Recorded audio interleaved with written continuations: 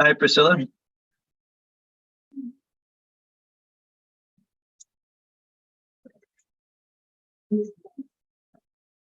Can you hear me? There we go. Yeah, something weird was going on there for a second. I'm glad you sent that email. I had logged in via the other login information, and I was like, uh-oh, it's not letting me into the meeting. No. I don't know why it doesn't work.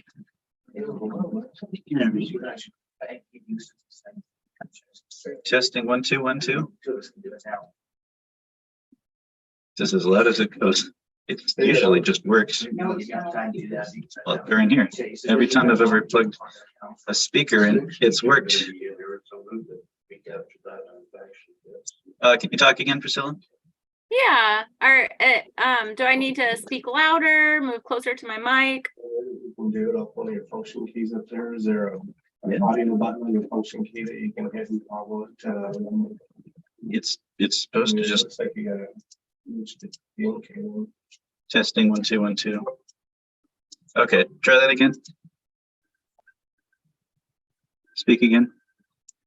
Yeah, this is Priscilla. Okay, that's better. Good. Okay, yeah. Perfect. You got me now?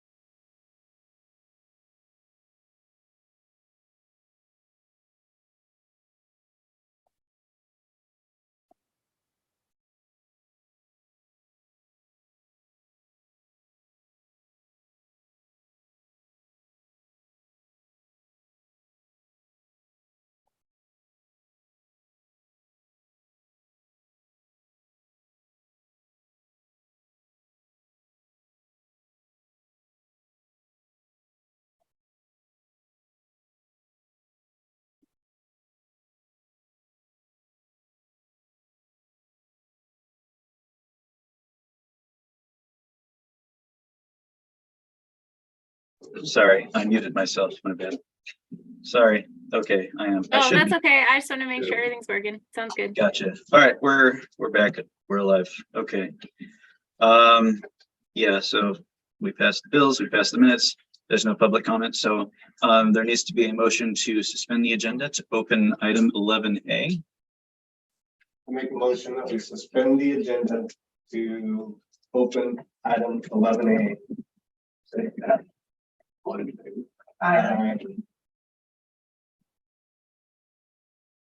All right. Do you have slides you're able to present on the computer, Priscilla? Yeah, I have some slides I can share. So hopefully this works. If not, I did email them earlier today. Let me see. So when I go to share, it says that the host has disabled participant sharing. Make. I think I need to make you the host. You okay with that? And once you're done, you can make me the host. Sure. I'm not as familiar with Zoom. We use a different application, but I'm sure we can figure this out. All right, let's try this. Okay. Okay. And let's see. So I'm going to share the PDF on my end. If you could just confirm whether or not you see a title slide that says Willamette Basin Mercury total maximum daily load. Here we go. We do. Okay, great. So hi, everyone. My name's Priscilla Wolverton, and I'm a basin coordinator. I work with DEQ's non-point source pollution program, specifically with their TMDL section. And Alex has been working with me for some time now on updating the city's TMDL implementation plan. And the city has an implementation plan per a state order, actually, that was issued way back in 2006. But a Mercury TMDL was recently revised and issued by EPA, the Environmental Protection Agency, in 2021. And per EPA's revised Mercury TMDL, cities like yours who are designated management agencies are required to update their implementation plans to reflect the new requirements. And so that's what Alex has been working with me on recently, is updating the city's plan to meet these new Mercury requirements of EPA's Mercury TMDL. So tonight, I think the plan was for me to go through, give you some background about the Willamette Basin Mercury total maximum daily load, and then go through some of these new requirements and put them in context for the city of Sodaville. And feel free, like I said, I'm not as familiar with the Zoom platform, so I may miss if there's any thing going on in the chat or raised hand icons or things like that. I may miss that. So just feel free to interrupt and speak up if you have questions. You can stop me anytime with questions. Thank you. So this is just a little background on how we got to where we are. So in 2006, DEQ's Willamette Basin Mercury TMDL was approved by EPA. In 2011, though, we had to update our methylmercury fish tissue standard, and it became much more stringent than the previous standard. And that methylmercury fish tissue standard is actually what triggered the Mercury TMDL in the first place. So when the standard got more stringent, then the TMDL was no longer stringent enough to meet the new standard. We did not revise the Mercury TMDL immediately after the standard was revised. And in 2012, a third party, Northwest Environmental Advocates, filed lawsuit in federal court, arguing the validity of our 2006 TMDL. Basically saying, hey, the 2006 TMDL was developed to meet a standard that no longer exists. There's a much more stringent standard in place. DEQ needs to revise their TMDL to meet this new standard. So some years went by because litigation takes a long time. And finally in 2017, the U.S. District Court issued a ruling that said, hey, EPA, you have to have this TMDL revised. But in the meantime, the 2006 TMDL is going to stay in place. And we had a court-ordered deadline of when the TMDL had to be revised. So after that court order was finalized, EPA and DEQ and a contractor, Tetra Tech, began working on revising the 2006 Mercury TMDL. And we had an advisory committee, as we do with all our TMDLs, made up of DMAs and other entities impacted by the TMDL to help guide the development of that TMDL. It took a few years. In 2021, EPA issued the final 2021 Mercury TMDL.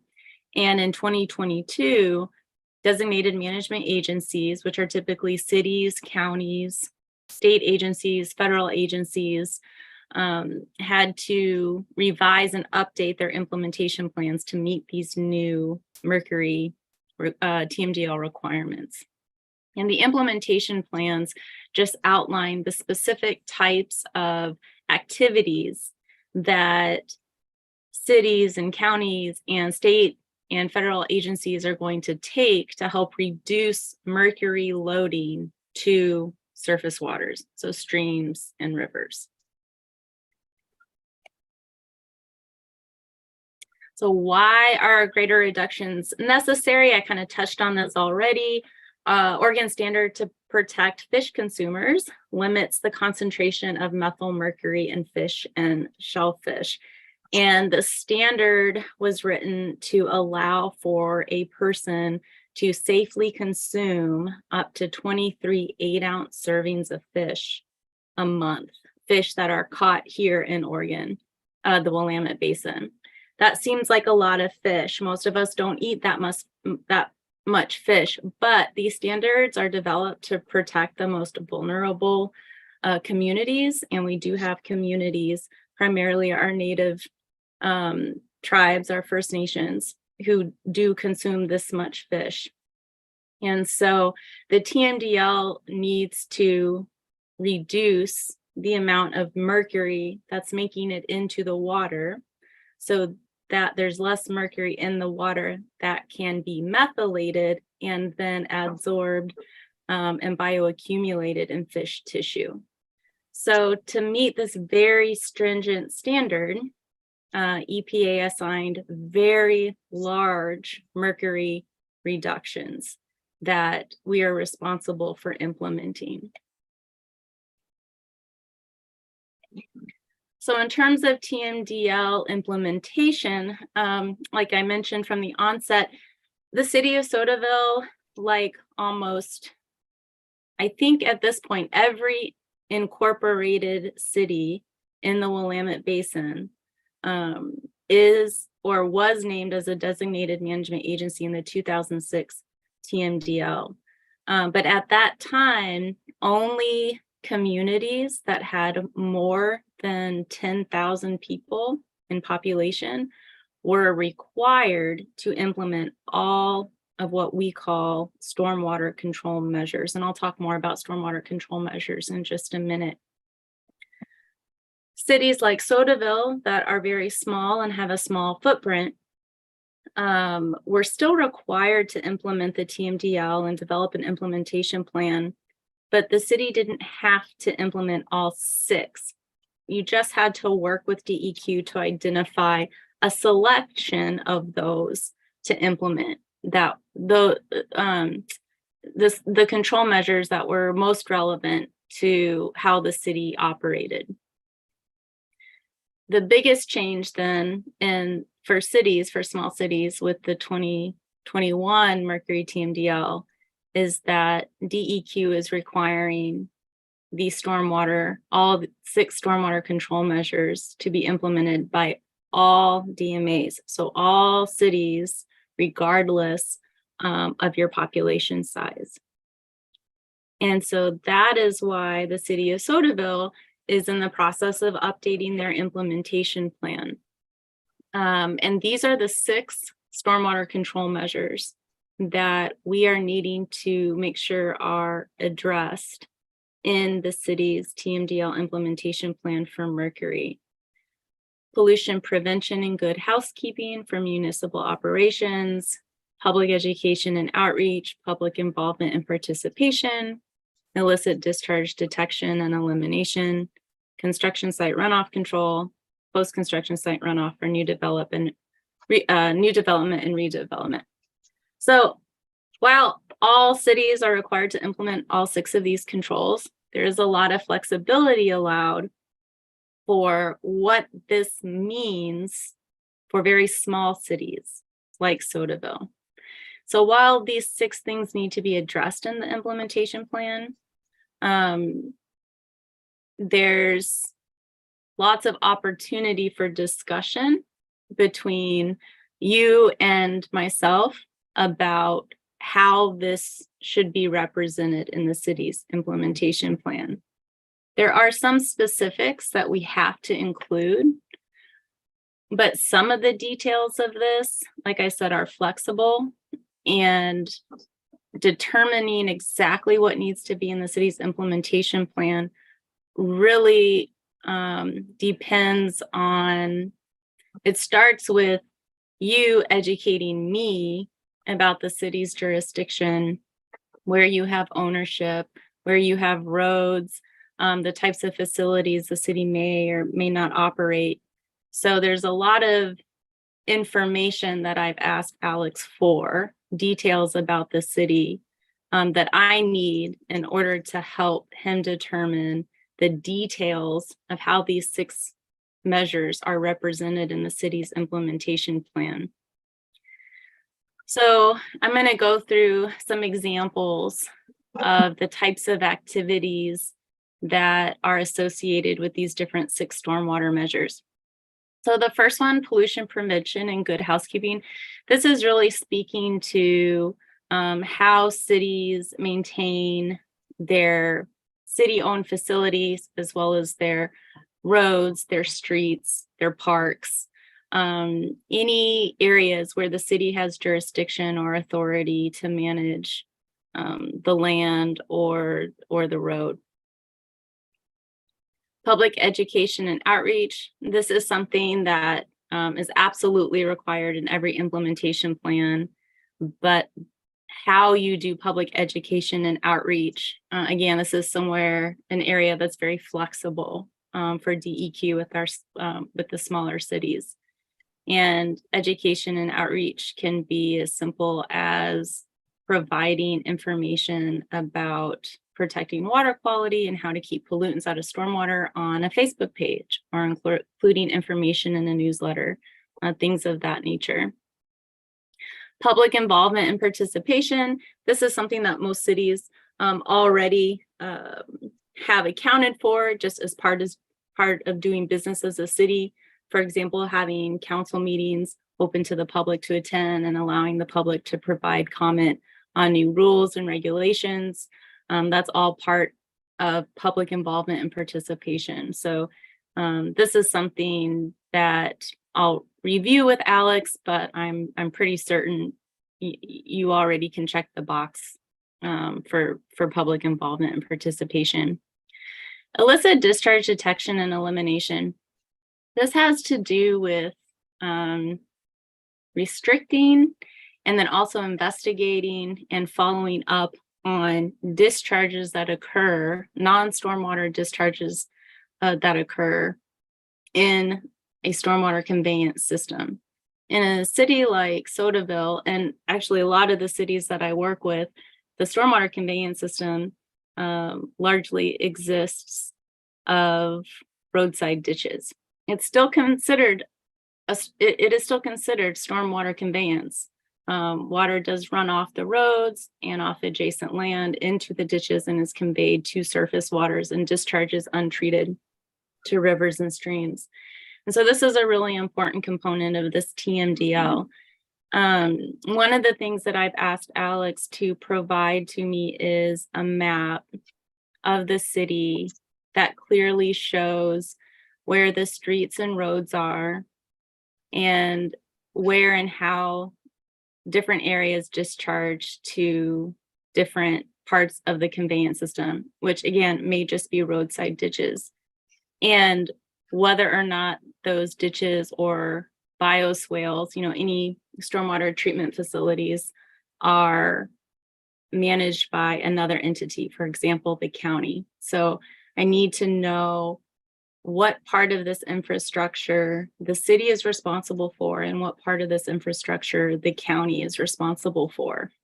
And that's a really important first step in my understanding of how the city works, so that I can make sure that what we write in the implementation plan is accurate and reflective of where the city actually has authority and jurisdiction. Construction site runoff control is also a really important component of this TMDL. This requirement is very specific in what is required for soil disturbance that occurs on a ½ acre or more.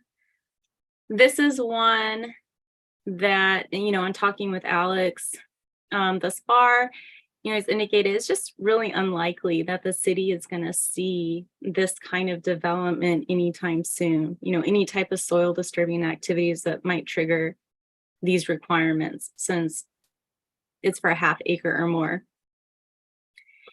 And so in writing to this in the implementation plan, we still have to confirm that the city will have these requirements in place, even though it's unlikely at this time that you would have to implement those requirements.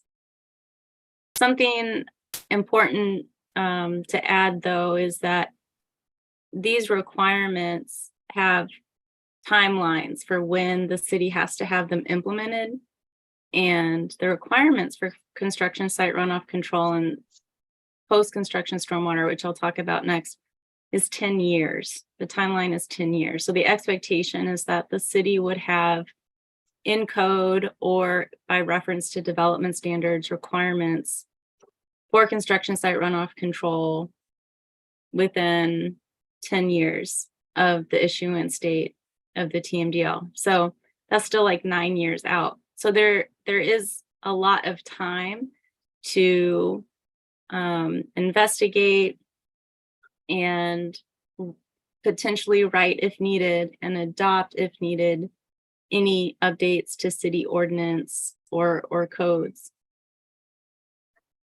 So post-construction site runoff, again, and talking to Alex, this is one that seems very unlikely that the city would be in a position to need to implement anytime soon.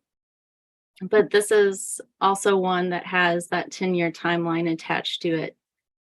The trigger for the post-construction stormwater requirements is a 1/4 acre. So it's a little smaller than the construction stormwater runoff requirements. In post-construction stormwater, we're talking about once a site is buttoned up, construction's completed, buildings in place, loose soils are stabilized, sites seeded or grassed. When water hits an impervious surface, like a roof or sidewalks or a parking lot, where's that water going? And making sure that the runoff from new or redeveloped impervious surfaces mimics pre-development hydrology. So the volume of stormwater runoff coming off the site and the rate at which it's coming off the site are important considerations for post-construction stormwater runoff. And that's what these requirements are trying to address.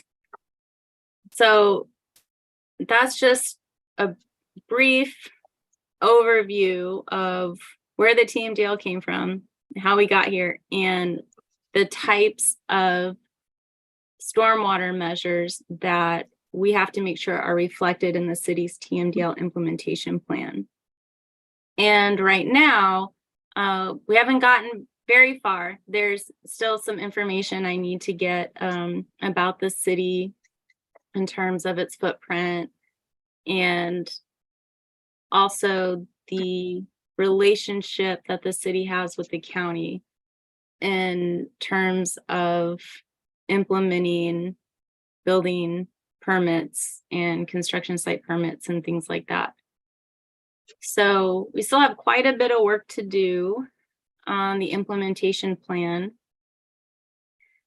I have been assigned to developing to the development team for a new temperature TMDL, which is taking up a lot of my time, about 95% of my time now. And that it won't change through this summer. I'm anticipating probably through August. And so I think probably the back and forth that Alex and I have had up to this point will slow down significantly on my end until this summer. While the implementation plan has to be updated, I am the person responsible for working with the city and ultimately approving this plan. And so because of my commitment to the temperature TMDL, it will slow down our coordination, definitely, which is not ideal, but it's just the reality. The temperature TMDL is also an effect of federal or litigation in federal courts, and so we're on a federal court timeline. And so my time is not dictated by DEQ at this point, but by a federal judge. And so we just have to honor those timelines, which means a lot of this other work is paused in the meantime. And so that's kind of where things are with my work with Alex and the city on updating their implementation plan. And I will pause now and take questions and try and address any concerns that you have. Thanks. First, could you open up the participants window and then make me the host? Yes. Participants.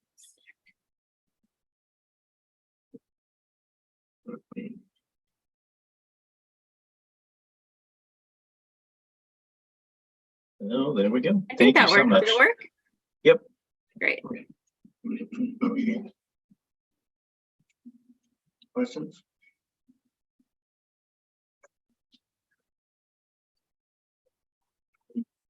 Are we ready for it? Oh, she's still there. I just, Okay. Yeah. So I guess my first question would be, you were talking about storm runoff water through ditches, through small communities, which is pretty much what we are, right? Most of our major ditches are along county roads.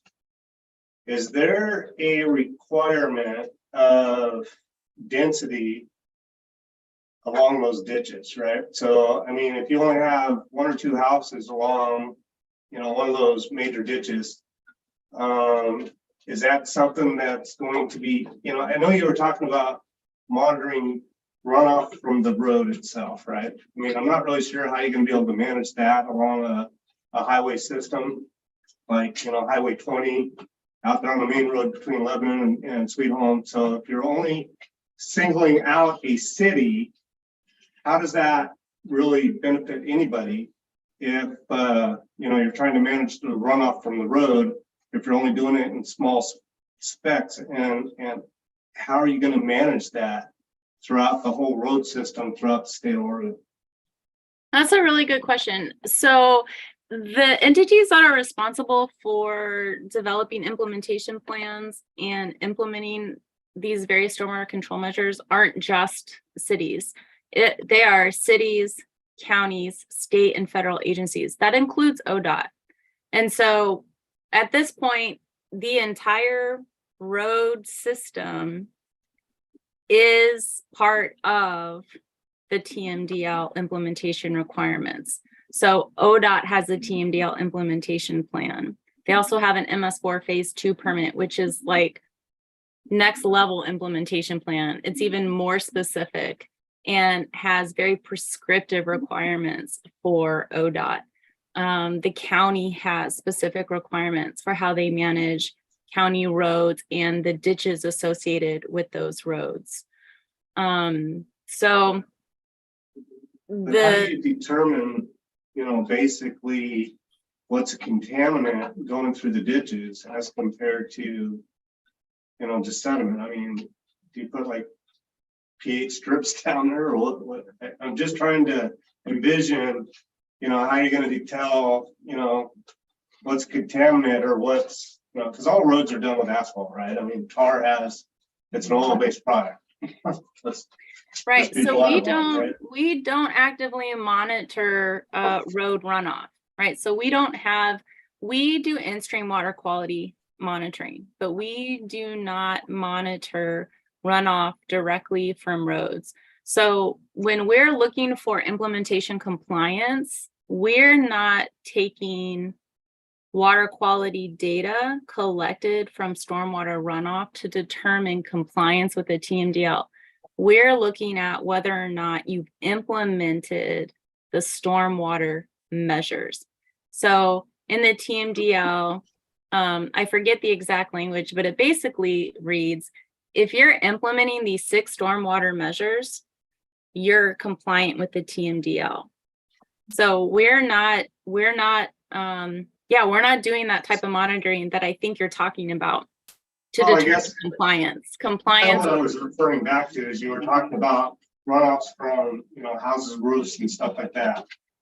roofing tile and storm material is basically made out of the same stuff. So how are we to determine between what's a runoff from a roof drainage system as compared to what a road is? I guess that's kind of what I was asking. If, I don't understand how you're going to determine, especially in a rural area, in a city, it's a little different. You have storm systems, you have storm drains, it goes through something like that. But in a rural area, I just don't quite understand how you're going to differentiate between a landowner and, public roads. I don't know. I don't know if I'm understanding the question. So we don't differentiate. So, well, I guess what I'm trying to get at is, we need to implement a plan to our citizens, correct? As to how to try to, manage, runoff from properties and stuff whenever some of the same runoff is happening from their land use as to what's, happening in the county or the public system. And it's really tough to do, like I say, in a rural area when we're using ditches instead of storm drains. So I don't understand. I think I know what you mean. So, I'll try. Yeah, let me try to address your question again and see if I got this time. And actually, I think an example might help. So with the construction stormwater measures, when I mentioned that a half acre of soil disturbance would trigger those requirements, the requirement is that anyone who is doing development or disturbing soil of a half acre or more has to implement best management practices to prevent muddy runoff, basically muddy stormwater from coming off the site and getting into the roadside ditches. So that would mean, putting up a silt fence, but primarily putting up a silt fence, to keep soil and stormwater on site so that there's an opportunity for it to infiltrate on site and not have bare ground get inundated, in a precipitation event, and then a bunch of muddy water getting carried off, getting discharged to the stormwater ditch in front of the development site or in front of the home site, and then getting carried down that ditch and discharged to the nearest stream or river.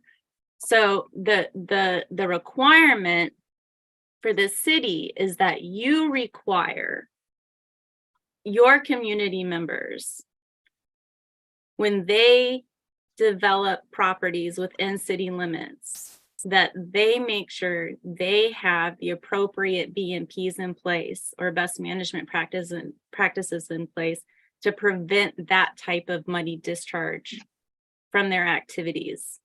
Same with post-construction stormwater. What they're saying is, hey, if you have somebody buy a quarter-acre lot and they put, or maybe a half-acre lot, and they put a quarter-acre of new impervious surface on that lot. That could be a parking lot, and the metal roof or the composite roof that they put on the building. We know that when it rains on an impervious surface, that water just gets transported, conveyed off-site into, it follows gravity. So it's going to go downhill wherever that is, whether it's into a neighbor's yard or, what we typically see is that it's conveyed to a stormwater system, and that's going to be built infrastructure or like a roadside ditch. And so the requirement there is that the city requires community members who install or redevelop new impervious surface that they use building and stormwater treatment facilities or building techniques to make sure that the amount of stormwater and the rate of stormwater leaving the site mimics that pre-development volume and rate. So if I build this new building and I put in this big new parking lot where before there was a grass field, I'm going to see a lot more stormwater coming off that site. And it's going to carry whatever pollutants are in the asphalt, whatever's in the composite roofing, all that's going to end up in the roadside ditch and then in a river and stream.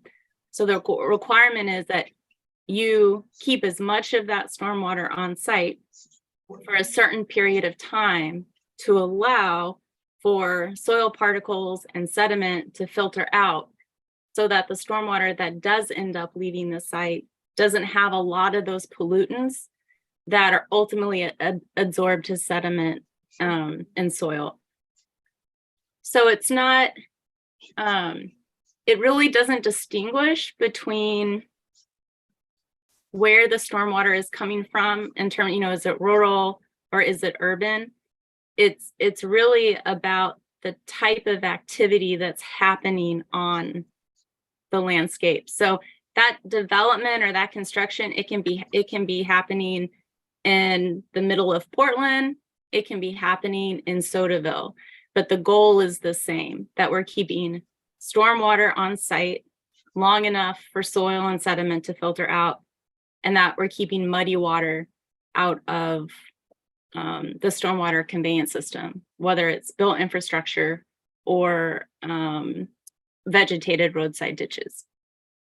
I guess that's kind of where I'm getting a little bit confused, and I'll let somebody else step in after this, either statement or question, is that in a rural area, ground, earth ditches basically are a filtration system, right? And that helps mitigate and kind of, reduce the overall friction of the storm runoff compared to a city system that, we're like a backcountry road out here. We're out taking a scenic drive where the city is like a freeway with their water systems, right? So I guess I'm trying to, when we start talking to our citizens or people coming in here and trying to, you just tried to put apples to apples as far as Portland to, a rural area. That's, in my mind, that's not a true comparison, just because of, their type of storm runoff systems compared to Earth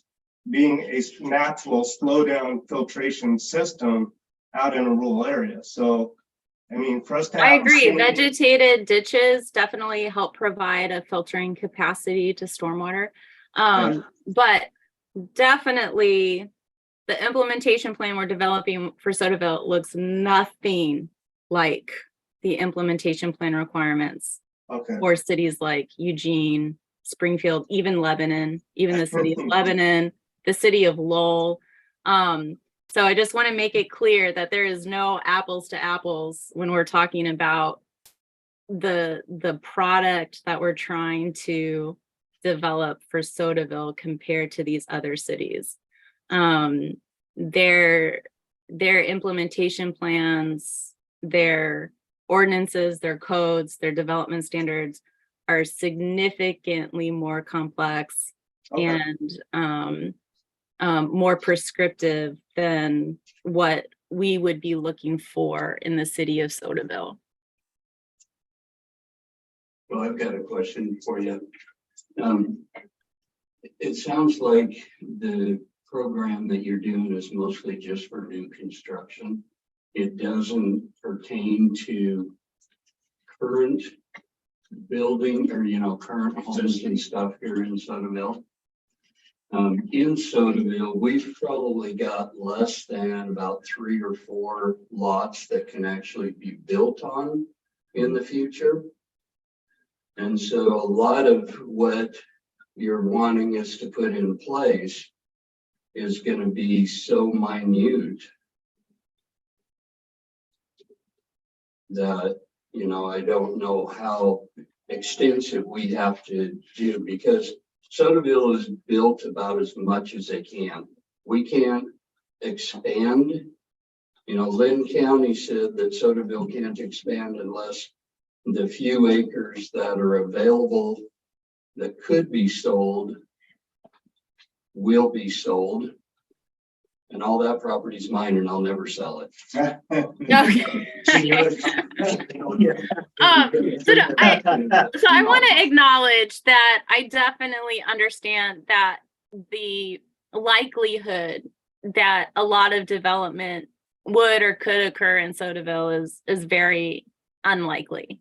And so the few very specific requirements that DEQ wants to see in place, they are few, and they are, you know, they're not predicated on the likelihood of what development may or may not happen in any one jurisdiction. So I understand what you're saying, but the regulations do not include, you know, taking into account that you know, you have 5 acres of property that can be developed versus, you know, a jurisdiction that may have 100 acres or 1,000 acres of property that could be developed or redeveloped. I will say this though, I've been working with DEQ for 10 years, and 10 years ago, I distinctly remember having conversations with a few other cities about stormwater measurements, stormwater measures requirements they did not have in place, and being told at that time that they were not experiencing any growth. They did not anticipate any growth, or were not anticipating any redevelopment. And in that period of time, that has not held true. And there has been quite a bit of new and redevelopment in these cities.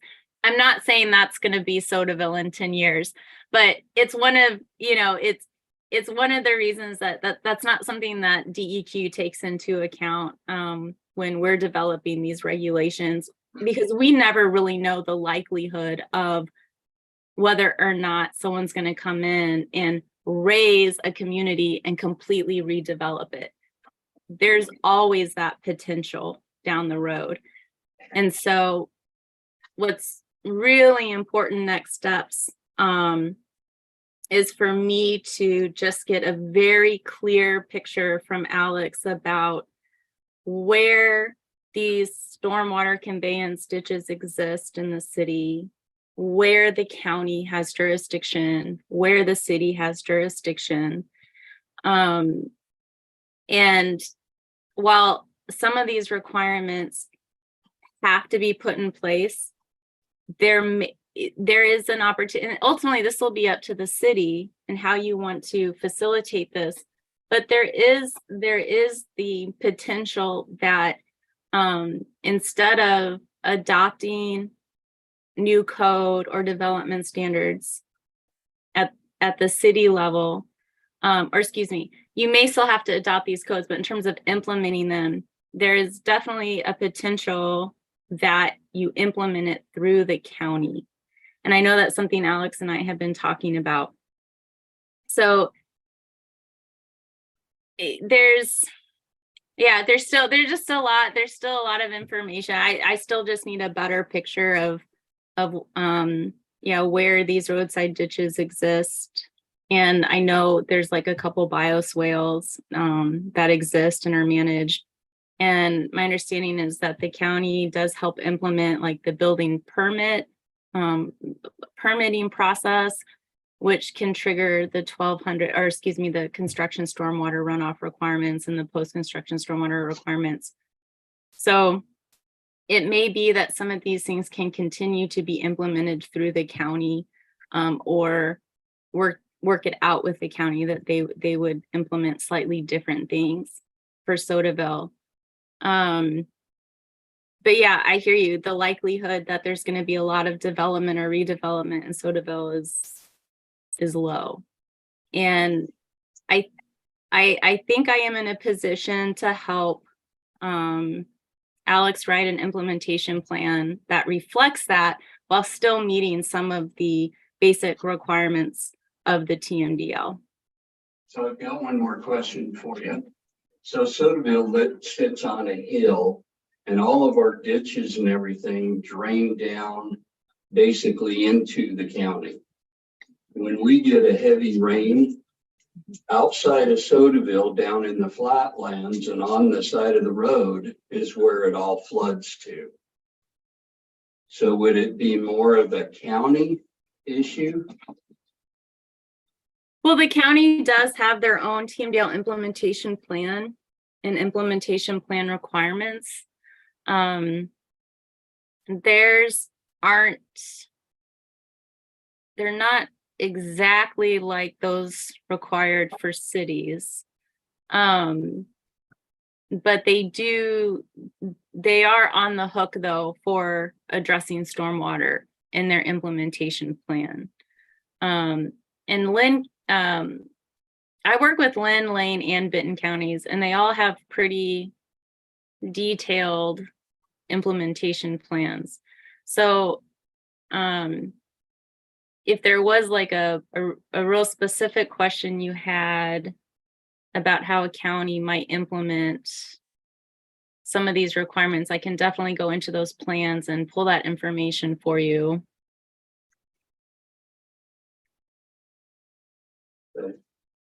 But Yeah, at this point, pretty much everybody in the Willamette Basin is on the hook in the TMDLs. I don't think there's not a city or county in the entire Willamette Basin that is not named as a designated management agency. I just see a lot of the water that's coming through Sodaville ends up down in the county. You know, the roadsides can be just flooded with water. Right. Yep. Yeah, I live out in I live in a rural area too. I live out you know, in ag and timber, and you know, it's the same out here. There is somewhat nearby, you know, cities, but yeah, out here in the county, we get a lot of stormwater runoff from a small, you know, city upstream from us. And yeah, there's times, I mean, there's water on the road, you know, the county ditches actually can't sustain the amount of runoff, you know, that they're getting now. So yeah, I know that firsthand. Yep. I think that's fairly common in a lot of our rural areas in Oregon, especially those that are downstream from urban centers. Thank you. Councilor Oliveris. Thank you. Thank you, Priscilla, for coming this evening to speak to us. I appreciate that. I have to say one of the biggest frustrations is this feels like a one size fits all. We have no fish unless they're in the fish tank in our house. We have no sidewalks.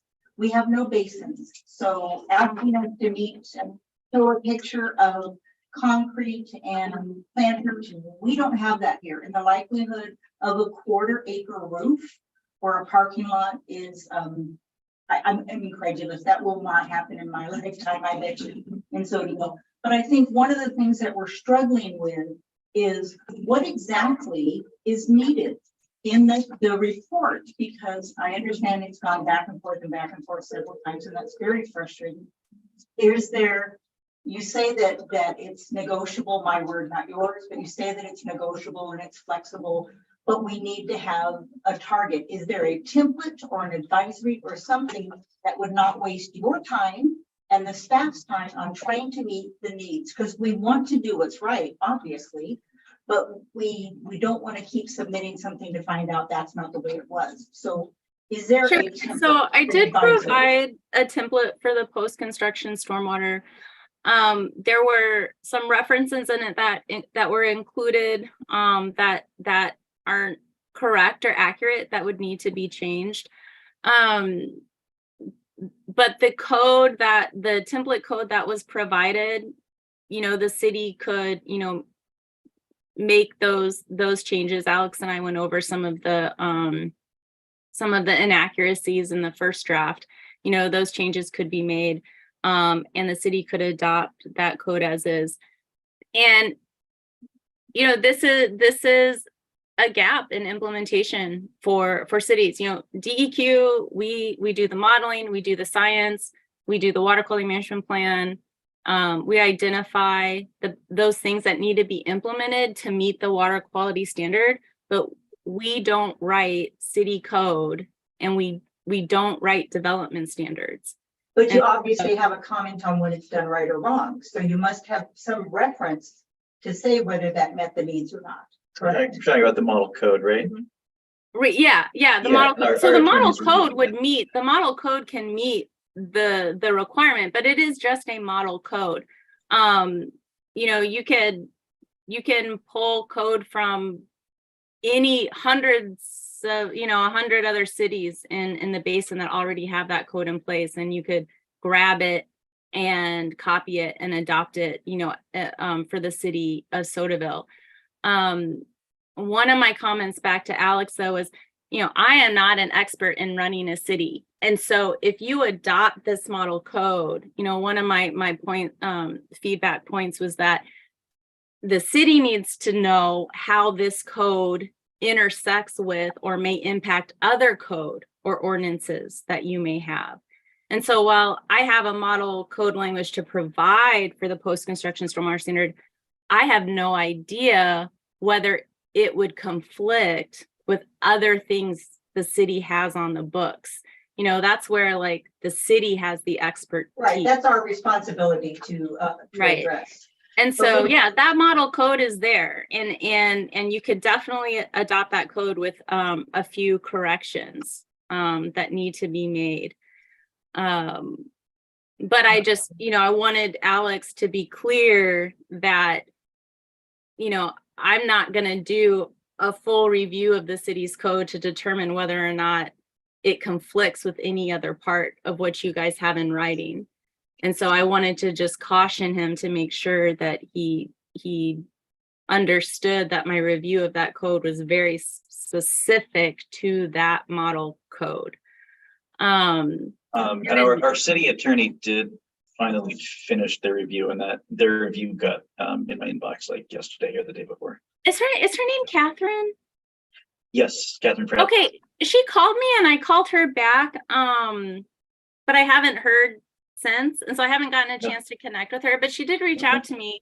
I left a message with someone in her office, and so I'm hoping she rings back and we're able to connect, because I think she had some questions potentially. Gotcha. Yeah, I think she actually said that she had some personal matters to attend to that delayed her own. Okay, that's fine. Well, I'm here whenever. Yeah, that totally get it. That's fine. Yeah, whenever she's available. We're not on an expedited timeline right now, because I'm not available like I typically would be because of the temperature TMDL.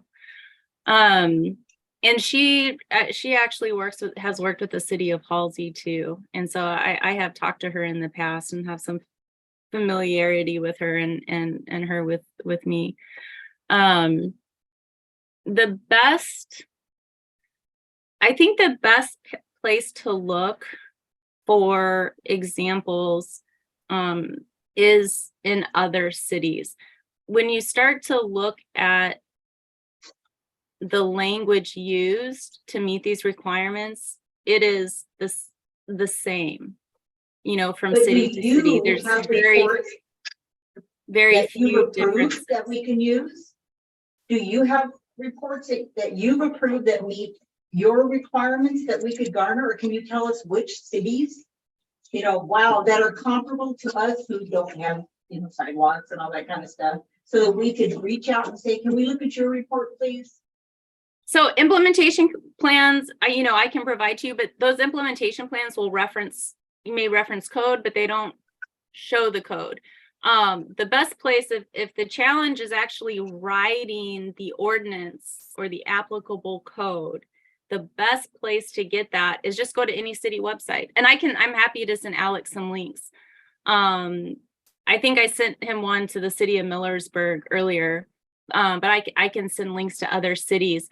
Regardless of city size, the ordinance language reads pretty much the same for these types of requirements, unless it's a city that it is much more prescriptive in what they're requiring. But yeah, I can definitely send you links to other cities. Most every city has their codes available online. But I'm happy to send links to those. The difference in cities is how they incorporate them into their city structure. So some cities may put an ordinance that all construction has to meet the development standards, and the development standards are in this manual. And the ordinance or the code is static, but the development standards manual may be updated every 5 years or every 10 years. Now, that's one way that cities do it. Sometimes cities put it all in code or all in ordinance, and they don't necessarily point to a separate development standards manual. So how the city decides to house those requirements can vary, but how the language actually reads tends to be very similar between cities. So basically, we need to check off the boxes that say pollution prevention, good housekeeping. We take good care of our roads, whatever's our roads and we're responsible for. That we are on Facebook talking about, or in our newsletter that we send out with our water bills, and that we open our council meetings. You know, we have online access, so we just need to reference what we have done. You're not going to look at kind of the ordinance and how we did it. We're just saying that we've done it, and I'm not saying that we're not going to do it. But I mean, you don't get prescriptive to the fact of how our ordinance actually looks and what book we put it in. Well, I do read the ordinance and the citation to make sure, you know, if the requirement is that you require sediment erosion compliant for soil disturbance a half acre or more, and you reference city code, you know, 100.3, I will go to 100.3 to make sure I see that in code, you know, to see that number half acre or more in code. So I will go and I will look up to confirm that the code referenced is relevant to the requirement I'm looking at. And occasionally I find that it doesn't.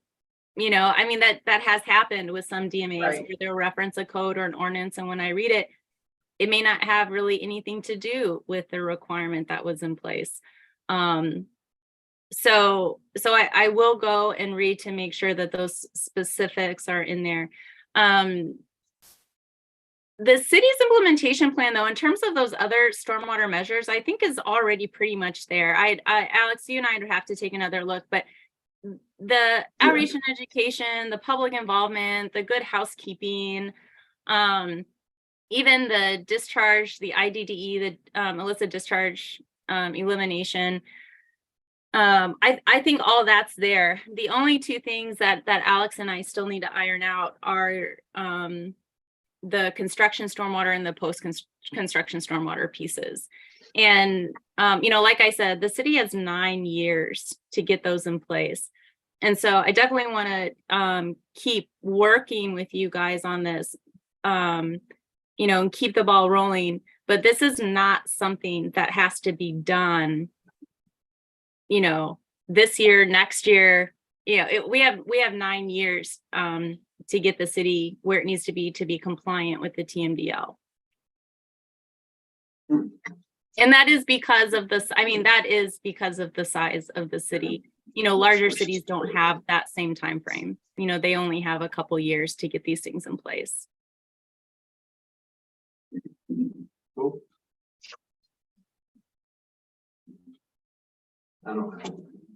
Yeah.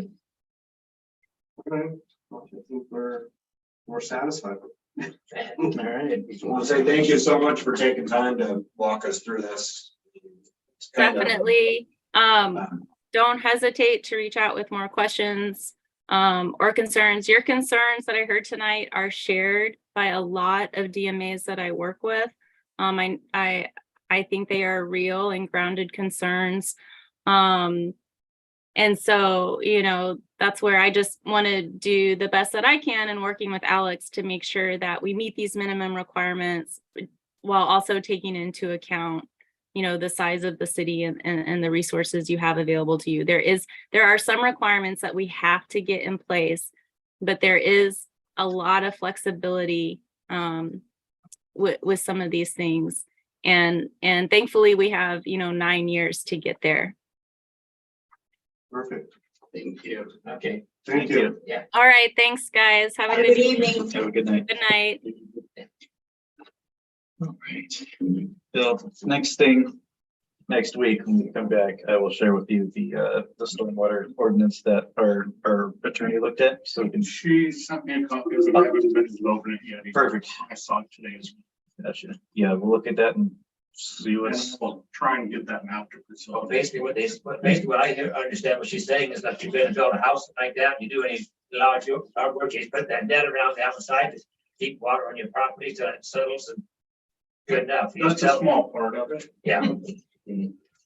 Well, I mean, obviously, I haven't been involved with any of that stuff, but I mean, you guys have had that hassle, but I mean, there's not just some generic stuff we can hit to hit those We've 6 tried points. that over and over.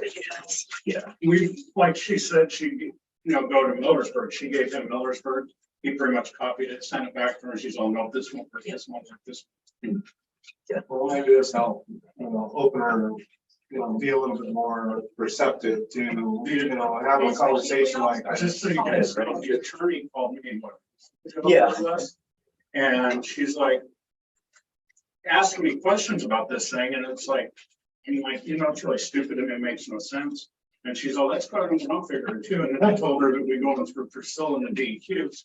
And she's like, oh, I never hear anything good from Yep. any of the other agencies.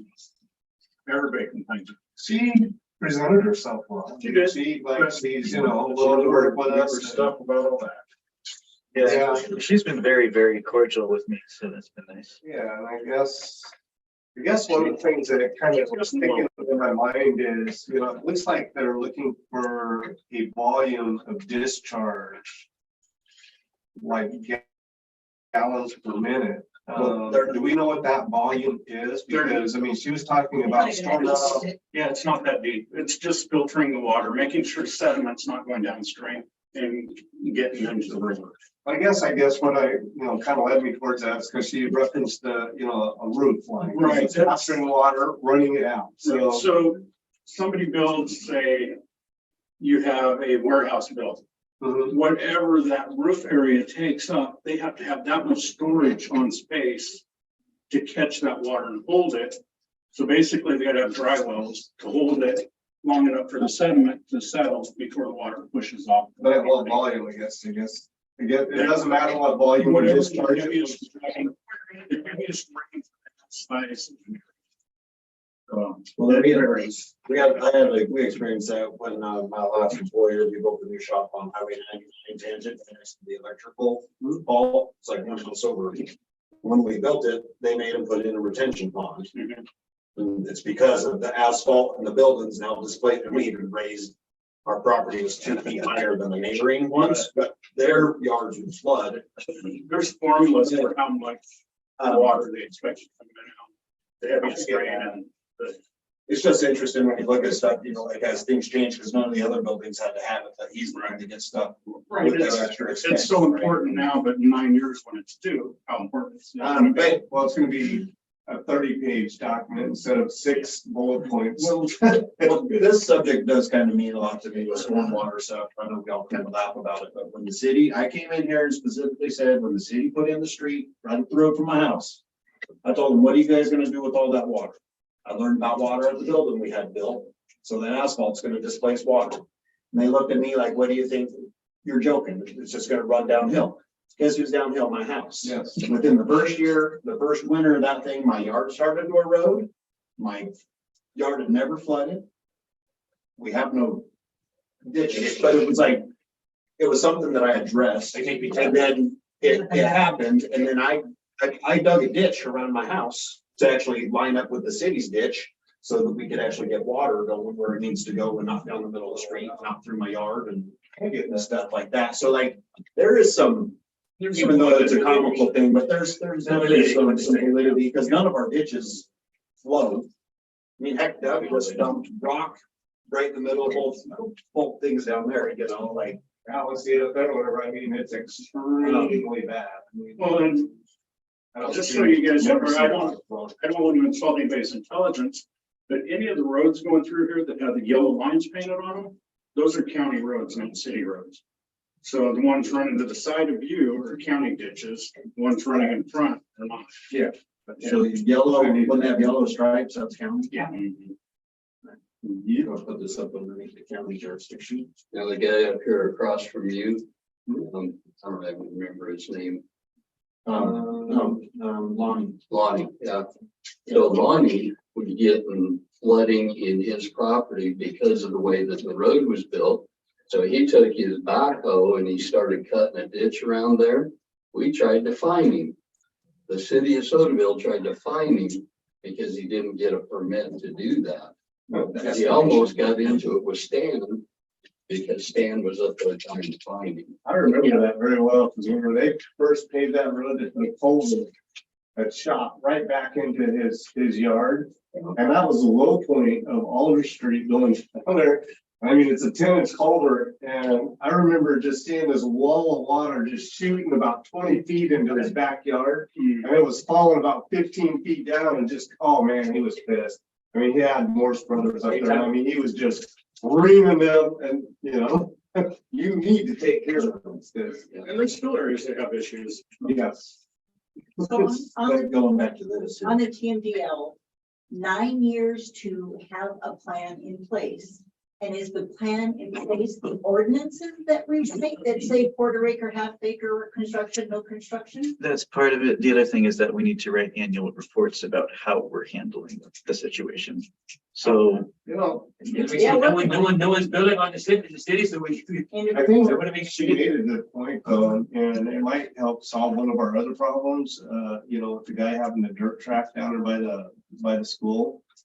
Because you should have greenery, some kind of a plantation, and if you're sitting around a dirt track, maybe, we say, hey, if that's what you're gonna do, you're gonna have to maintain your stormwater come wintertime. So I mean, that might be one way to get around that as well, right? Yeah, that place is a major concern of mine too, because it's constantly sloughing off.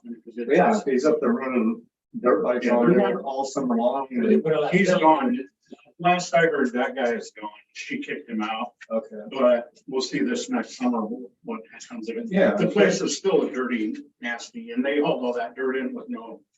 But if permission. it's construction on there and stuff, then that meets kind of the requirements of, doing it. If they go up there and start running dirt bikes again, then, that Yeah. gives the city a recourse to say, Yep. not only are the neighbors complaining, but, you are not meeting storm runoff requirements. So where we stand with this, you need to give her a map that shows where our ditches are and who it belongs to. Yeah, I need to show her county roads coming through here, their ditches, and then where we do and don't have ditches and bioswale. What is a bioswale? It's basically a ditch that doesn't drain anywhere. Oh, okay, like a mini retention pond Basically, or yeah. something.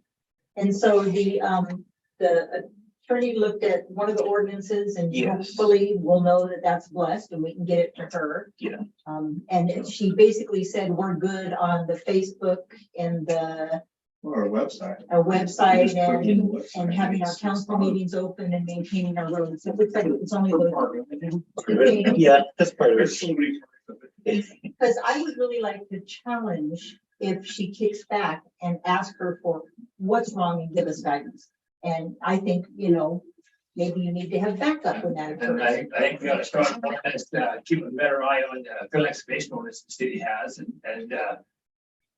when he talks about the fill excavation ordinance permit, the city might should get the money instead of somebody else.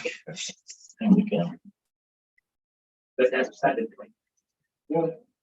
Well, maybe after tonight, she'll let a few more things go because I think she's got a lot of good feet about Sodaville. I mean, like you said, you got 10 acres at your place, I got 5 at mine, Nick Heine's got 7 or 10, I've got 15. Like she said, it's all open to her interpretation. And that's one thing I'd like to call her on it. If she kicks it back, then I would like somebody from here to have a conversation with her. When we met on this date, you said X, Y, Z. We need some guidance and She said it was open to interpretation not too. just- So I mean, she said it wasn't, a hard deal. She said it was flexible. So if she keeps kicking it back, I mean, how flexible is that? Right. Well, it's, for me, it's a verbiage thing. It sounds like it's using the correct words, right? Alex probably knows more. It's a description factor, using the wrong freaking synonym when you should use an antonym or whatever. That's the case. That's right. I mean, it's more of a legal. Well, I asked Adina, at what point? This could be legalese or governmentese or whatever kind of ease. Is at what point said, okay, we've done our best to meet your fulfillment. This is the best we can physically write. And at what point, I mean, you don't want to get in a spar match with a big corporation like that, but it's like you said in the very beginning, that was funny. Well, they're just laws we pass, regardless if it's gonna change. Yep. You just need to make it happen. And we're behind the times. Well, I think these 6 bullet points help. I really do. And I don't see anything wrong with them, but I don't know the stuff you guys have been going through. We've been going through for about 2 years now. Yeah, it's crazy. Yeah, it predated both of us. Yeah, no, When you go to the. I think it's fine if I get something to help with yourself. But I think this has set the groundwork that we're very engaged, we want to participate, and we've called her on. Okay, then tell us what you want. And you've already said A, B, C, looks good already. All right, and leave that alone. And then let's talk about the other ones. And you don't need to say, you know, how we wrote the ordinance as long as it hits the major points, quarter acre, half acre, whatever. So. Might I suggest we table this for 8 years? Yeah.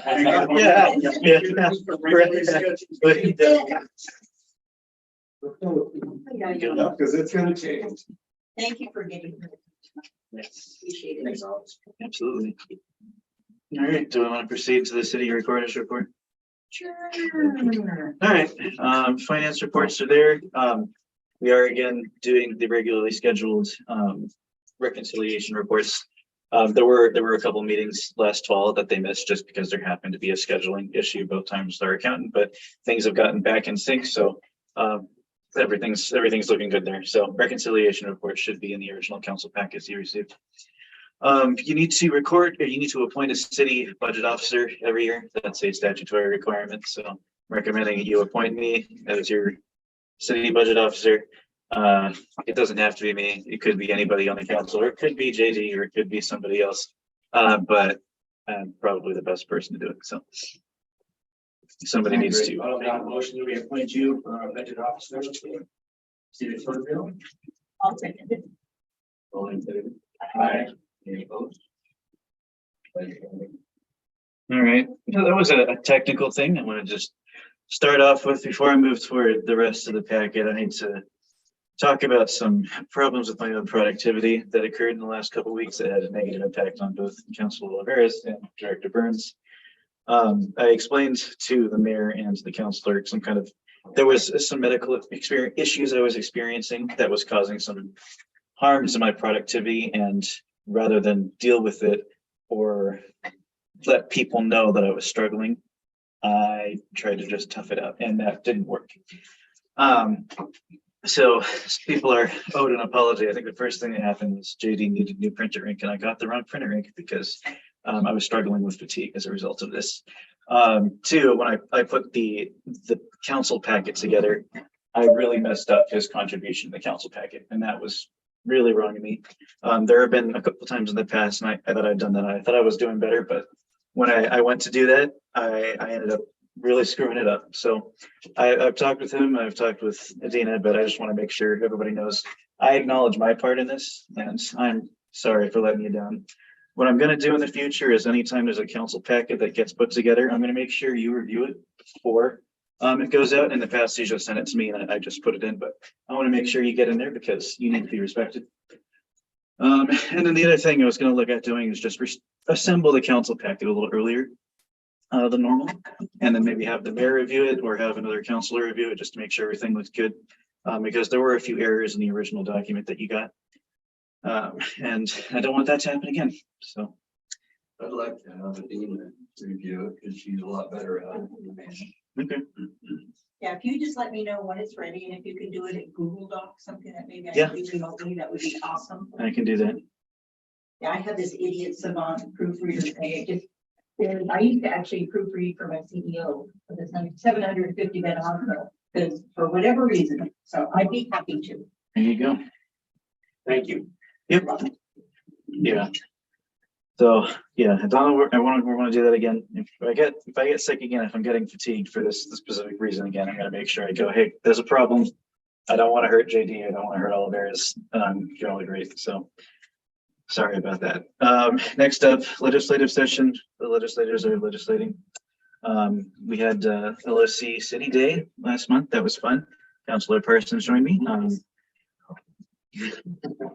Later that day, I met with the office of Rep. Jamie Kate and discussed the city's part in LOC legislative priorities, specifically the OMA legislative proposal for homelessness. And I made sure they got a copy of the documents that were assembled for that.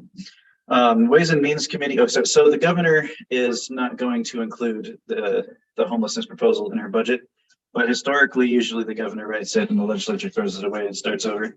Then again, Tina Kotek hasn't been the governor before, and she has a lot more political power than the past governors. So we'll see what happens there. Maybe it'll get in because the legislature likes it. Maybe it won't because she's the most powerful budget proposer in a while. Who knows? I want to make sure we have some information about deadlines we have to meet in the coming months. So first, I want to get my annual performance review probably done in March. This will be my first annual one. It's pretty standard recommended that you have at least one per year. So that'll be that. In April, we'll have our first conversation about budget priorities. Then the annual budget committee meeting will be in May. And then in June, we should be passing the budget. So it's a good idea for us to be looking at our schedules in May to make sure we can make an extra evening for a budget committee hearing. And then, an extra meeting in March to do a performance review for me and probably Director Burns as well to make sure we're going through there. And he's requesting a raise, and yeah, he deserves it. So that's something we'll just need to make sure we're budgeting our time for and budgeting for. Ordinance complaints. So part of our ordinances is that when there's an ordinance violation, the enforcement officer needs to include it in their part of the packet. This is one of the things I screwed up. The guy actually put it in Jaylee's portion instead of mine. I'm the enforcement officer for zoning. It should have been in mine. In the original packet, I actually put it in his. So there was a complaint about the vacant lot that Habitat for Humanity is building it up there, not being within their setback limits, but we reviewed it and they are. So that's that. So on the setback, having personally felt this when we first moved into town, there was a conflict between what was on the wall and what was in the book. So we had a one true source. Yes, the book. The book. It's the book. Yeah, I found no document that can overrule the book. The book. There was what was on the wall was different, but I can find no ordinance. What's in the book is just a different. So the book of ordinances. Oh, yeah, we could do that. Yeah, that's the ones that had been posted on the wall. I can't find any ordinance that overrules them. And they should all pretty much be online too. They're all online. Yeah. Everything that's currently enforced is online. It could be just like setbacks and stuff. But it was different on whatever the street you're on. Yeah. It just. It was subdivision. It was ludicrous. And I was on-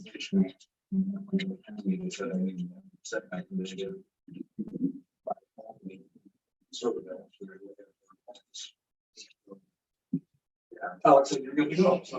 Thank you. Consider burning a house. Well, Yeah.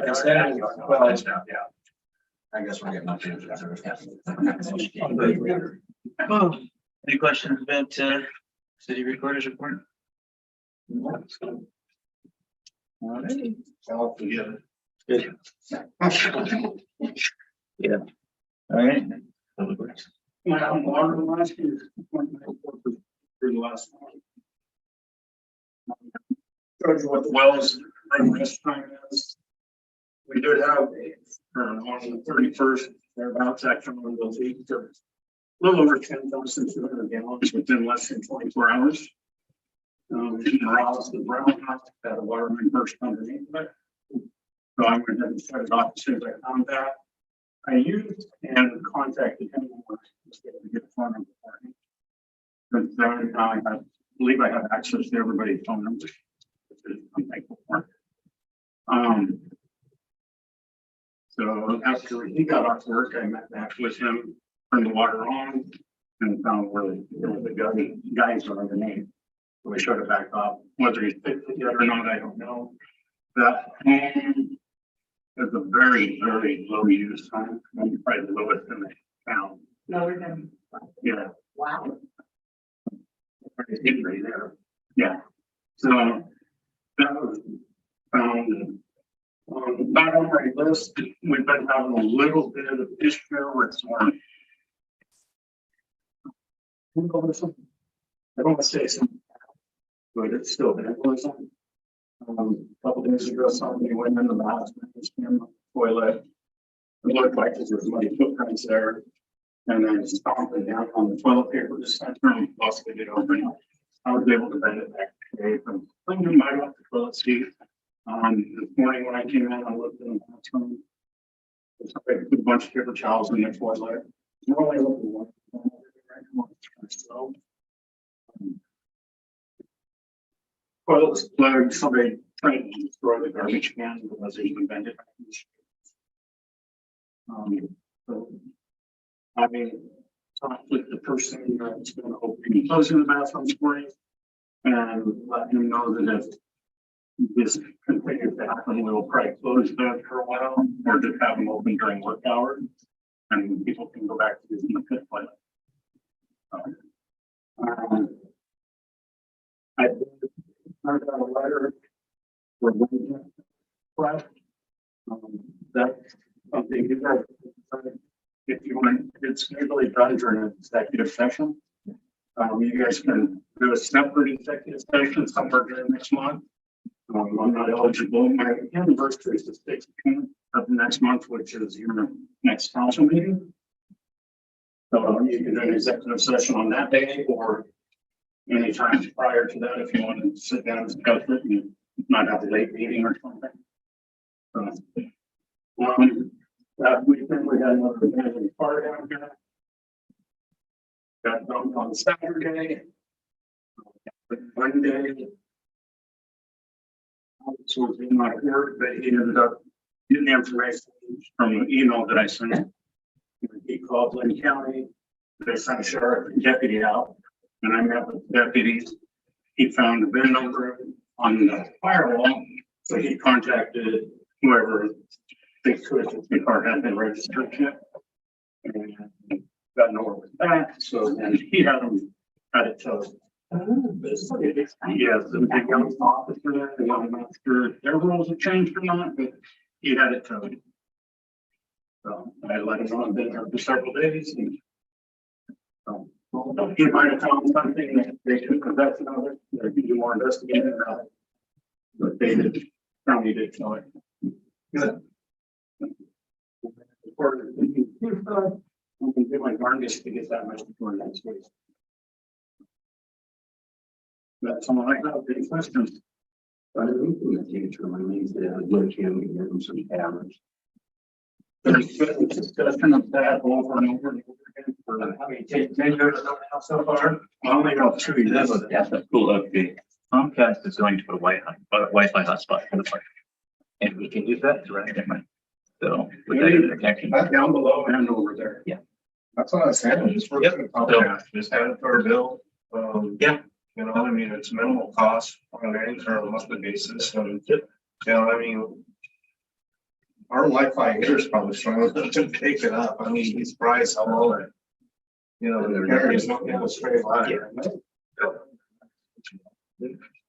I mean, put it this way, I had a friend send me a link to a bulb type camera. That you can just screw into a light bulb and it has free software that, you know, will. We probably have 4 different types of guns. That was $59 for 2. That's cool. That was a good camera. He was doing it.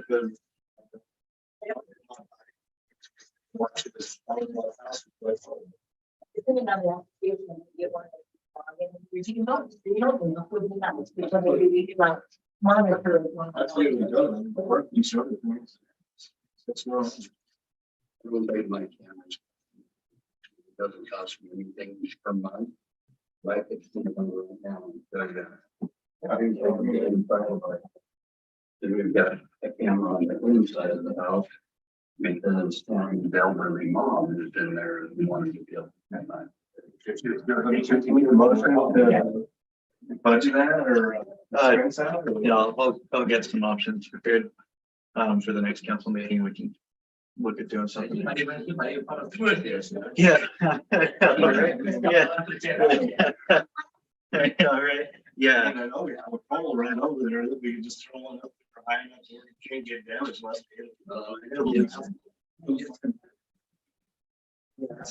It doesn't go across the street. Yeah, it's barely next to our park.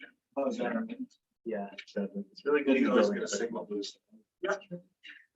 Yeah, but having Comcast put in a hotspot down there that anybody can use. Well. Yeah.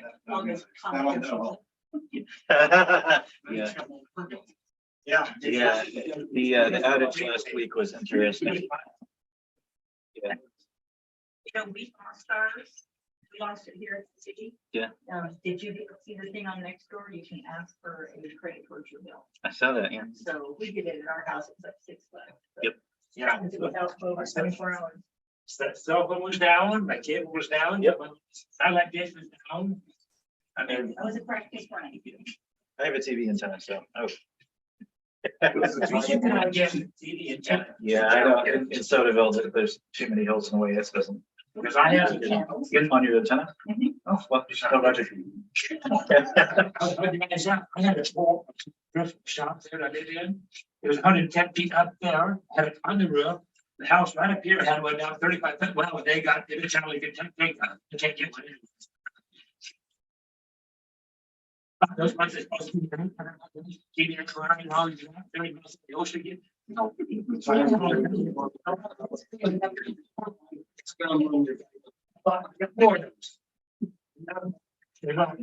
live. $8,000 to shoot it down. Here you go. All right, next up is the item 10A. So, Mr. Mayor, there is an ordinance script for you to go over. The public hearing. Yep. You're gonna open a public hearing. I will now open a public hearing to consider the ordinance. The hearing will be conducted as follows. I will make the opening statements and set any ground. This will be followed by discussion of ex parte contact or conflict of interest on the part of council members. City Recorder Alex McCadden will present the ordinance. Council members may ask questions of the speaker at any time. The floor.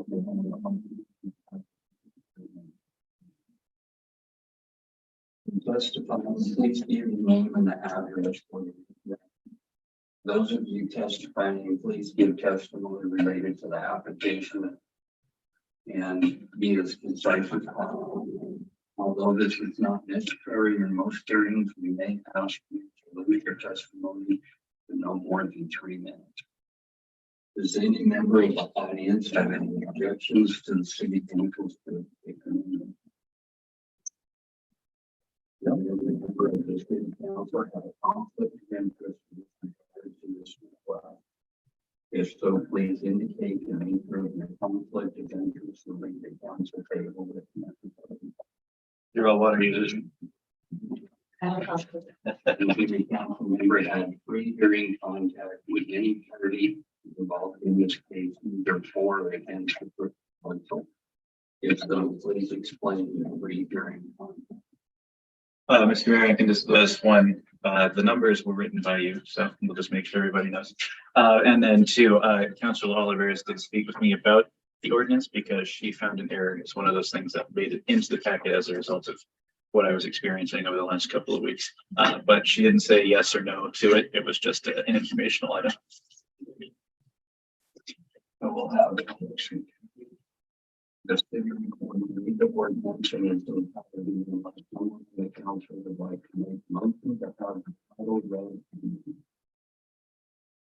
The city recorder has fulfilled the charter requirement for the ordinance to be read. Does anyone on the council respond to the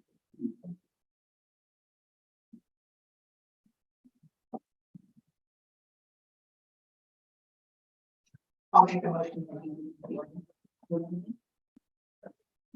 All in favor?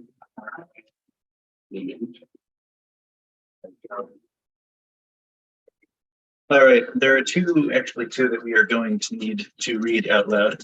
By title only, ordinance 2301, amending ordinance 1701. It's pretty simple. 1701 is our fee ordinance. The other thing is that there was an error in here. The very last tier for commodity charges during water restrictions was supposed to be $55 a month. In the original version that was given to the council, I was actually written down as $45. So that is substantially different, $10, I think, per month per person. And the city charter requires that if there is a substantial change made during the meeting and you received an updated copy at the beginning, it needs to be read out loud. So I'm going to read that out loud. Section 3L, 27,501 to 30,000 gallons in a month, $55 per 1,000 gallons. Okay. Where was that, Alex? Yeah. Yep. This was the.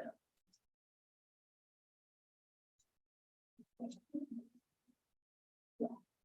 Here it says 45. It should say 55.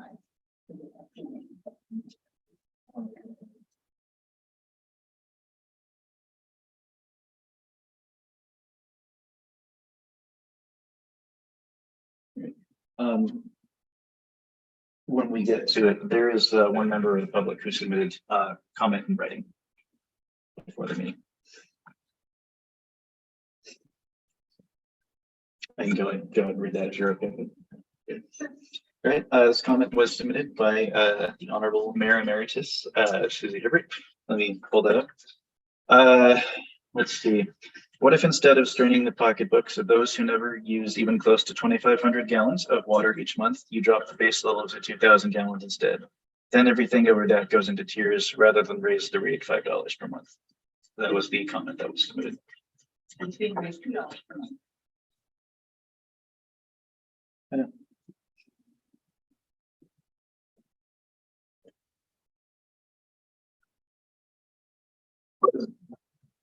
What is to the, I didn't write the comments. The ordinance, Where to?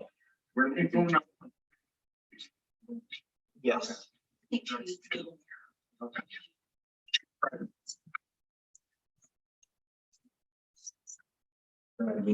did verify she did watch the meeting online last time. So yeah. And So we can talk about different things about meetings, so she could have got the wrong information. Yeah, well, I mean, we're talking. Yeah. $5. Yeah. We all agree with that. Yeah. So $2 is not that much. And we can say, if you need it to be able to maintain our water system. And I mean, originally, it was made at 2,500 for what reason? Why was that the cut? First time I heard it, I went for, oh gosh, there's the backward numbers, you know, as a base rate. And like I said, it was 2,500 before $35. For that, it went from 2,501 up to 5,000. This rate's been here for a long time. But I'm not with the cut.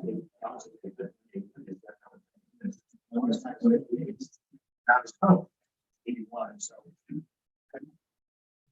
Sorry. No, I'm just trying to see, right, understanding both sides, what would be the reason for adjusting it or not adjusting it? I'm concerned that might impact the revenue if we charge less. Or, I mean, are we going to charge less for 2,500 or 2,000? And then what does that do to our revenue from the water sales? Because are we barely keeping it? The reason we're increasing it is because we're not getting enough to revenue reserves. So I'm kind of concerned with reducing that to 2,000. But if there was some statutory or some reason that they said, you have to have it 2,500, I don't know if it was like an arbitrary number. Kind of wise, they kind of did it, public safety, that's how easy to county to use, and so they want to make it equitable for common family, because like I said, there's water. There's some families that would cut that, and they're trying to make it to where, The broad range.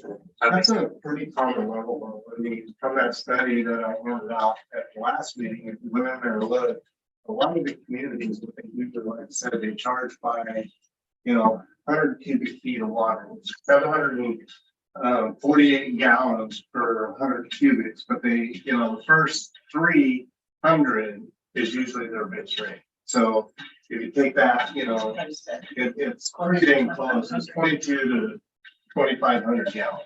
I think that's what they probably base this off of.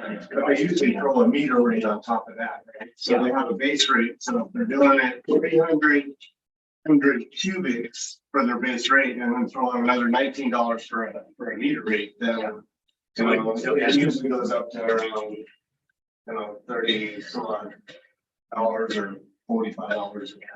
That's why we got this, right? I think that's why they say that this way, it's got a meter rate. No, I think, if you had listened to one of our comments, it was discussed $5, but we put it down to $2, so. And the whole reason of forming rights is to maintain our water system. And so the person that's only using 1,000 gallons is gonna cost us just as much to fix his money as it is anybody.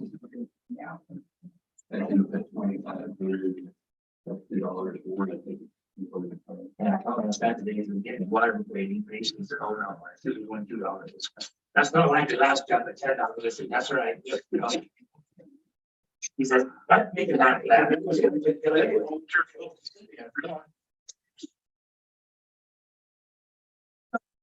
When someone has a comment like that, do they just listen and hear what we said, or do we need to reply? Or does the mayor need to reply? You do what you want. If you want to reply, you can. If you don't want to reply, you don't have to. I mean, yeah, we're live. I mean, the discussion's had, so an answer basically. The answer would be you're going to amend it or you're not. So, Yeah, I think everybody's business fair. I make the most way down. well, let's make sure we don't get a script. Okay. Public testimony, all people wishing to testify on the warnings from the petition. That's the name of you, the name and address for the record. Do any county people report out of any people wishing to testify in opposition to the ordinance? Do any council members? Do any other people wish?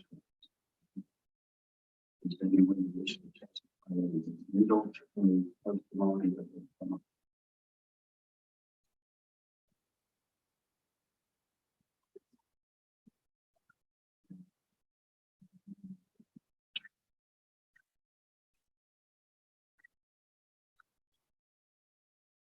This one, that's real quick. This is right now. Oh, so to verify, the section we're in right now is it's questions of people who have testified. So, well, once that ends, he closes a public hearing and then there's a deliberation by the council just in general about the ordinance. So ideally, there would be people in the audience that we've been talking back and forth to, and this would be kind of your last call for questions. He's going to go, I close the public hearing, and then we go, okay, council, let's have the full discussion of what we want to do. So Once the hearing has been closed, only council members or staff can speak. Public testimony is over. The public hearing is now closed. The city council shall now discuss ordinance.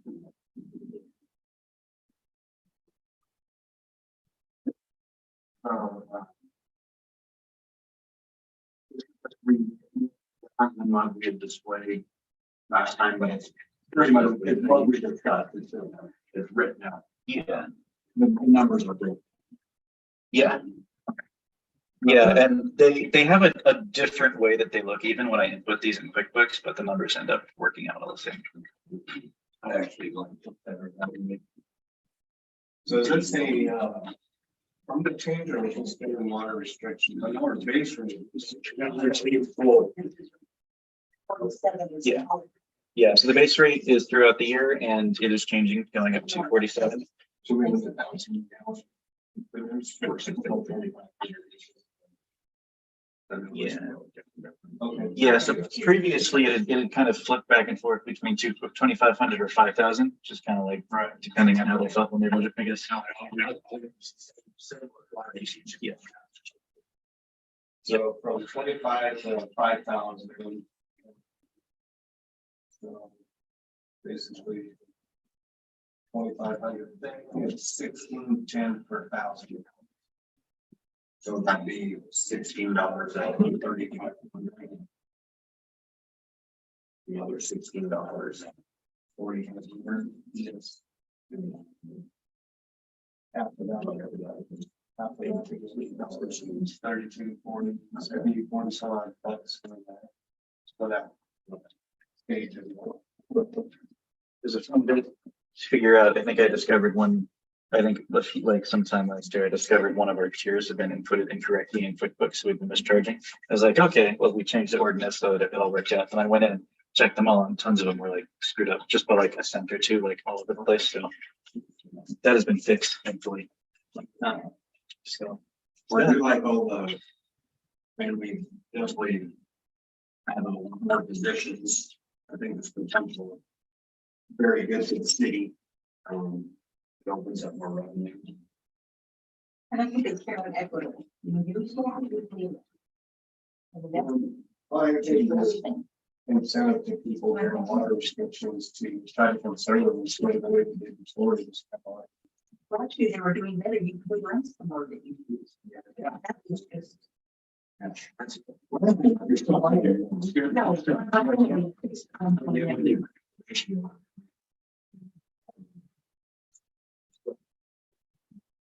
It's like, so to buy, you for $5, you still paying $5, but you know, it's like. Now we get the motion. yeah, we're good. I made the most speaking document. We're going to 1701. All in favor? Aye. Any opposed? I'm telling. All right. Next up is ordinance 2302, and this is amending our Sodaville zoning and development ordinance to replace the Lebanon Express with a different newspaper. I looked at a few different newspapers in the area. Nobody's really going to be filling the gap left by the Lebanon Express except their sister paper, the Albany Democrat Herald. They provided a lot of their content anyway. However, all of our legal notices got published there anyway because Lebanon Express has actually been out of the business of publishing legal notices for municipalities for quite some time. So, and also in keeping with the zoning and development ordinance, I passed by this 3-word amendment to our attorney, and they said, looks good. So, probably the cheapest, smallest bit of legal advice we'll ever get. So let's. Oh, sorry, we got to do the full. I'm sorry. Yeah.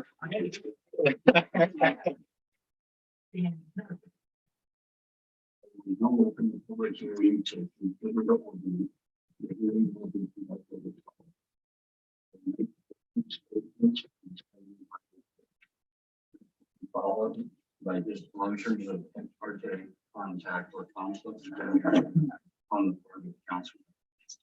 So going forward, this matter will present the ordinance. Council members may ask questions of the speaker at any point in the hearing. The public will have the opportunity to ask questions during the public testimony. When testifying, please name and address.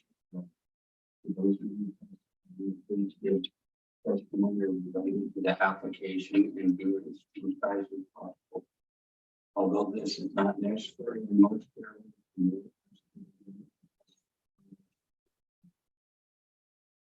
Does any member of the audience have any objections to the city council's jurisdiction in this matter?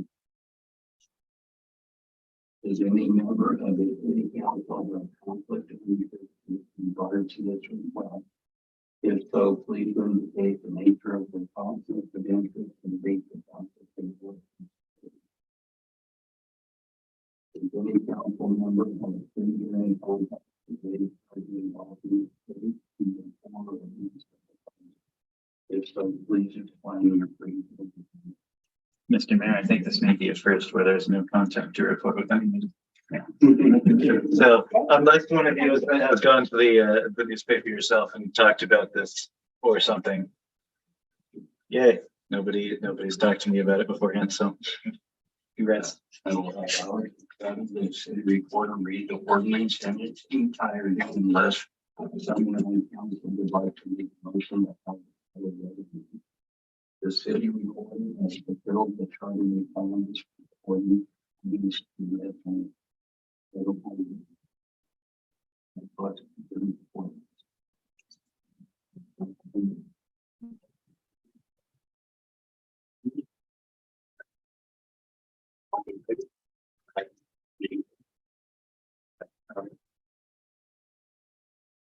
Cool. Ordinance 2302, amending ordinance 1902.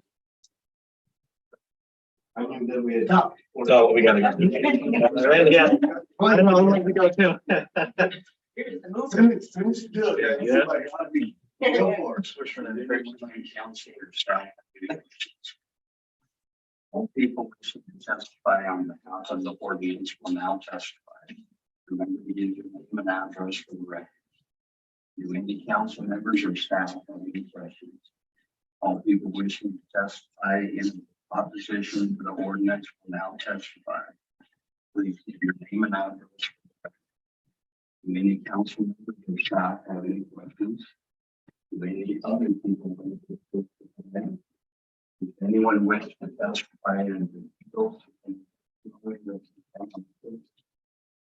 Before I close and continue the public hearing, if there are any additional questions from council members and staff, anyone that has testified.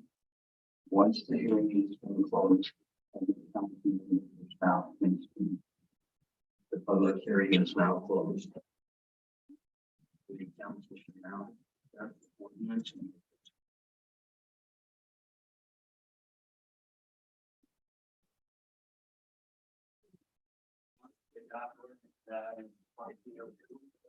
Second.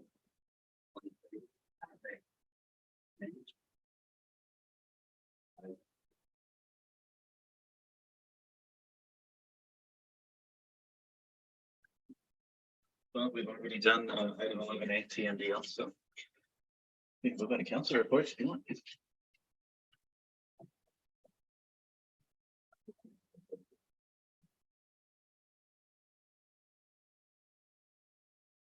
Anybody doing anything fun? Did you, I want to ask you, how was your experience with the capital? What was your experience with the cities? Capital, I thought was awesome. Felt very out of place just because. Being around bigger cities. Like professionalism. Yeah. Everything happened.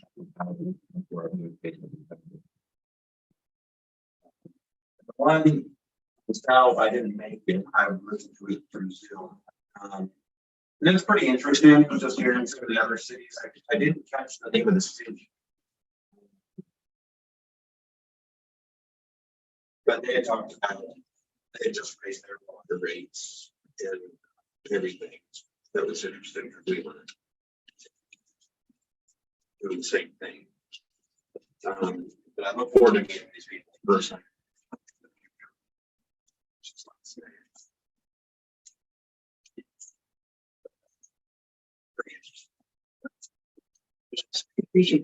As well, so what about a 4-hour excursion for It's just interesting because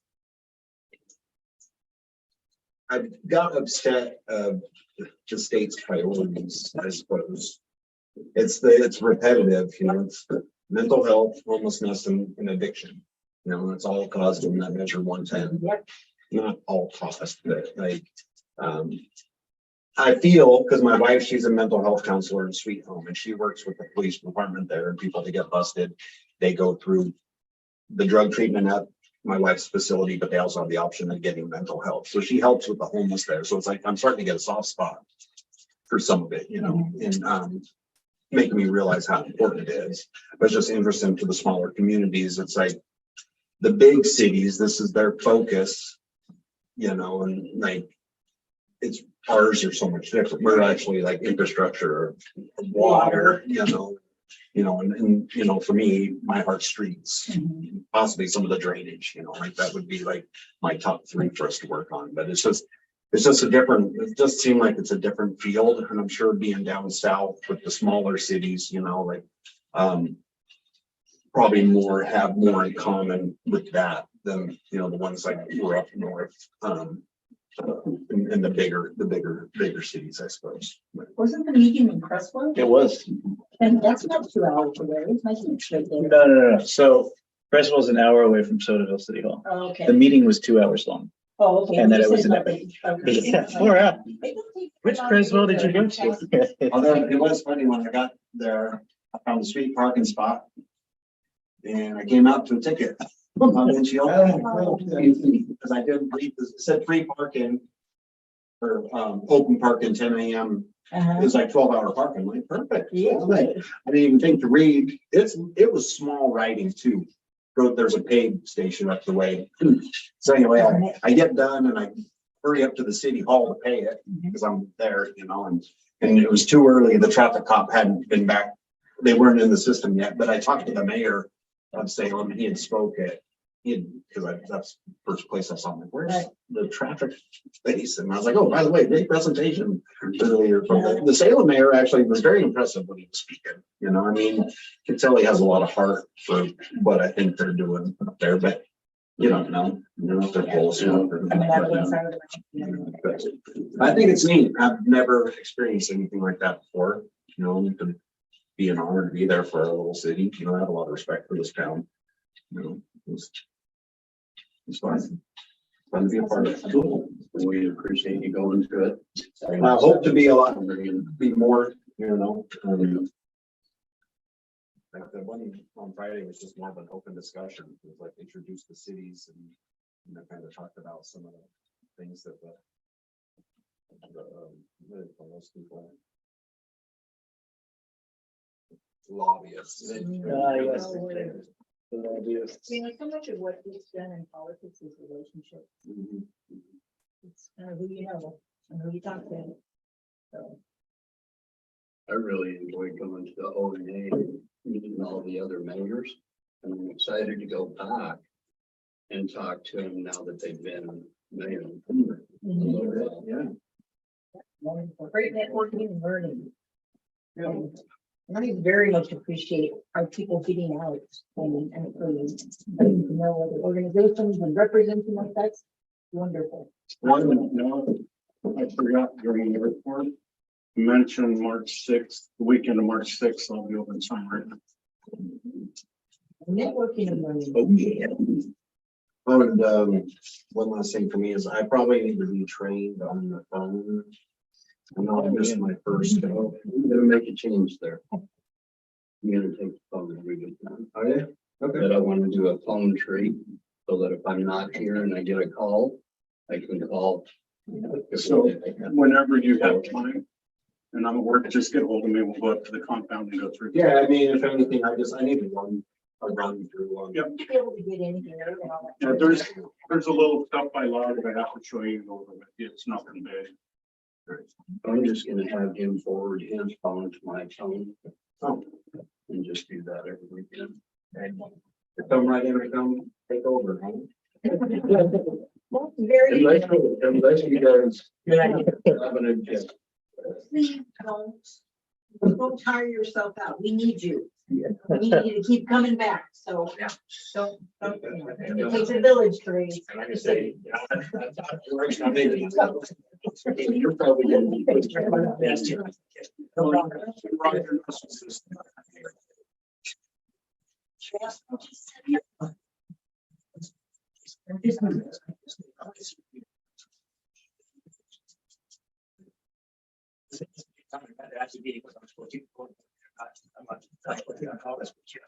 That's gonna make the time. We're not gonna do it worry about who's got on that weekend. It's the problem is, I don't have that phone anyway. I mean, I list the range, but I can't I get into, hold of And on Monday it. when I come to work, hey, it rang 3 times. Go ahead and figure it out. Yeah, but I do look, see if there's anything important on that. The best I could. So, Do we have any public comment? I just think I can add, I don't know if we just want some fun facts of the day. I used the title or the honorific, the honorable, to address our former mayor. State Department sets rules of etiquette for the use of the title the honorable, and that includes current and former mayors of cities. Now, states have jurisdiction over whether councilors can have that. I don't know about Oregon, but current or former mayors are awarded the title the honorable. So there you What was go. that title you put on Ray's deal? Counselor emeritus. Yeah, so like I said, counselor, the honorable mayor emeritus Phoebe Hoover would say, I don't know if the state of Oregon accords the honorable, the State Department doesn't. Emeritus means former. Okay. Yeah, Used to. yeah, so there we go. That's why we use the word the honorable, because the State Department does that, yeah. It's a fun We one. have a motion to adjourn.